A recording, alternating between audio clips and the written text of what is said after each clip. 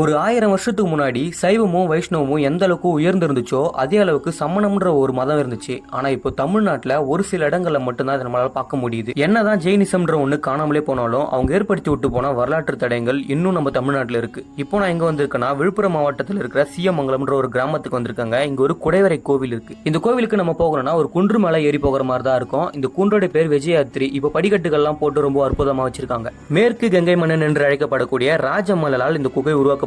குன்றுக்கு மேல ரீச் ஆயிட்டோம்னாக்கா கிழக்கு நோக்கி பார்த்த மாதிரி நிறைய சிற்பங்கள் இருக்கும். இதுக்கு கீழடி வாரத்தில் தாங்க குகை இருக்கு. குறிப்பா என்னென்ன சிற்பங்கள் நம்ம இங்க பாப்போம்னா பாகுபலியோட சிற்பம் 2 சகோதரிகளோட இருக்காரு. இடது பக்கத்துல யானை மீது இந்திரனும் இருக்காருங்க. அடுத்து பரசுவநாதருடைய சிற்பம் யக்ஷன் தரணேந்திரனும் யக்ஷி பத்மாவதி இருக்கிற மாதிரி இருக்கு. இதுல கமடன் தாக்குவது போலவும் பத்மாவதி குடைய வச்சு காக்கிற மாதிரியும் சிற்பத்தை வடிவமைச்சிருக்காங்க. குகைக்குள்ள மகாவீரருடைய சிலை இருக்கு. இவ்வளவு காலங்கள் கழிச்சு இந்த மாதிரி வரலாற்று சிறப்பு மிக்க இடங்களை பாதுகாக்கிறது நல்ல விஷயம் தான் நான் நினைக்கிறேன்.